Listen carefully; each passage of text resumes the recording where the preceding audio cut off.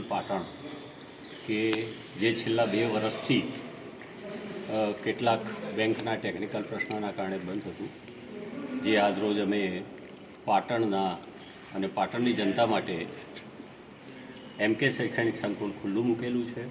અને જેમ વર્ષોથી અમારું રાબેતા મુજબ ચાલતું હતું એ પ્રમાણે આજથી હવે અમારું MK શૈક્ષણિક સંકુલ ચાલુ રહેશે. અમારું MK શૈક્ષણિક સંકુલનું મુખ્ય વિઝન MK યુનિવર્સિટી છે. MK યુનિવર્સિટીની અંદર અમે પાટણ અને પાટણની આજુબાજુ તેમજ સમગ્ર ઉત્તર ગુજરાત, ભારત દેશ અને દુનિયા સુધી MK યુનિવર્સિટી વિવિધ પ્રકારના અમે જે કોર્સો પાટણની અંદર ઉપલબ્ધ નથી એવા અદ્યતન કોર્સ આ યુનિવર્સિટીની અંદર ચાલુ થશે. અને જે અમારા ટેકનિકલ અને બધું સંભાળવાવાળા છે તે જીતભાઈ પણ અમારી સાથે હાજર છે.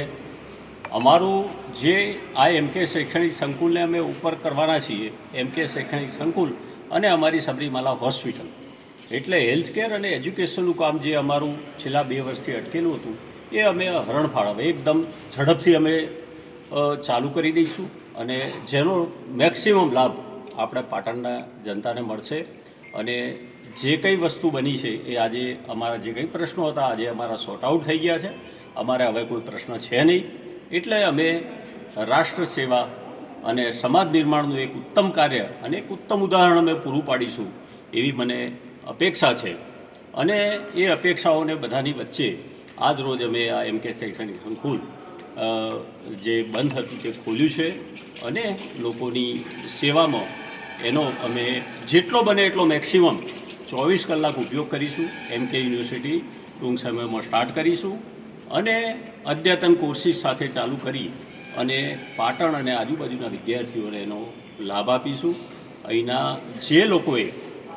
જે નાગરિકોએ અમને આની અંદર મદદ કરી છે, અમને હિંમત આપી છે, આત્મબળ પૂરું પાડ્યું છે, એવા તમામનો હું અહીંયા ખૂબ ખૂબ આભાર માનું છું. તમામ પાટણ નગરજનો અને ખાસ કરીને જે લોકોએ અમને અમારી સાથે રહી અને આજે 2 વર્ષ દરમિયાનમાં નાના મોટા પ્રશ્નો જે બન્યા અને જેને સોર્ટ આઉટ થયું છે એના વતી હું બધાનો આભાર માનું છું. અત્રે મારા મિત્ર ખાસ અને